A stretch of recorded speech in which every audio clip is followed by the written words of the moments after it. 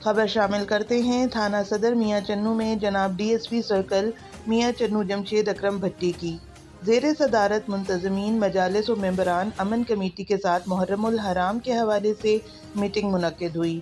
جناب D S P صاحب circle میاں چنو نے موجودہ ملکی حالات کے پیش نظر سیکیورٹی انتظامات کے بارے میں تبادلہ خیال کیا۔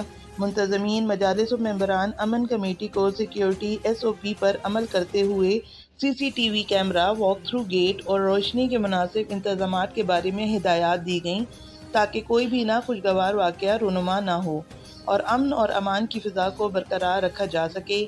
منتظمین مجالس و ممبران امن کمیٹی سے ان کے مسائل کی بابت دریافت کر کے ان کے فوری حل کے لیے ہدایات دی گئیں۔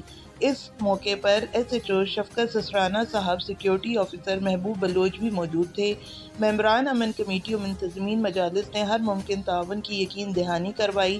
میٹنگ کا اختتام اس دعا کے ساتھ کیا گیا کہ اللہ تعالی ہم سب کو اپنے حفظ و امان میں رکھے۔